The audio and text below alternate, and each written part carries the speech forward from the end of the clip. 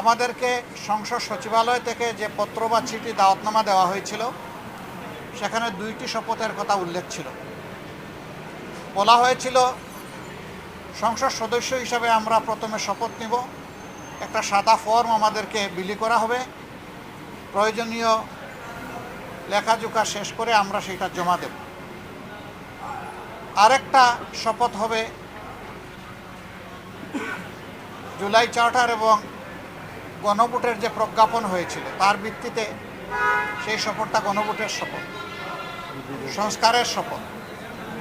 এইখানে সংস্কার পরিষদ সদস্য হিসাবে আমরা আরেকটা শপথ নেব।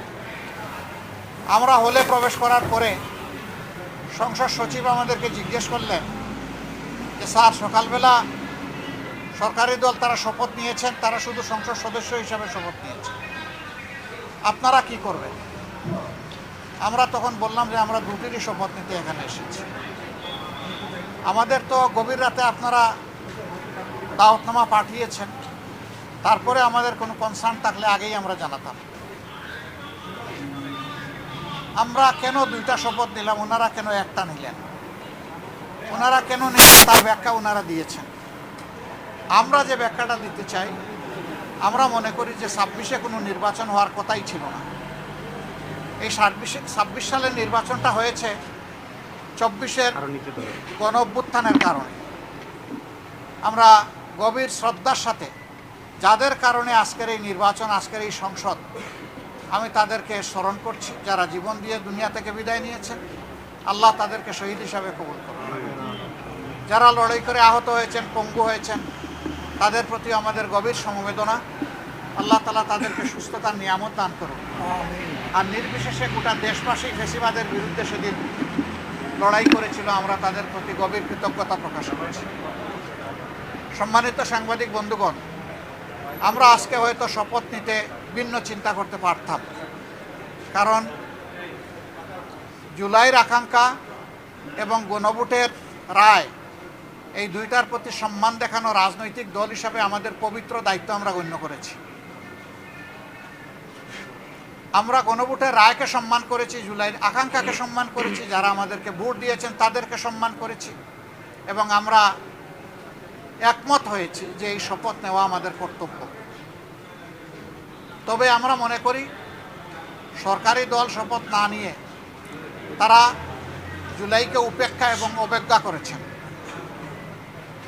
এতে জন আকাঙ্ক্ষার বিপরীতে তাদের অবস্থান বলে আমরা মনে করি।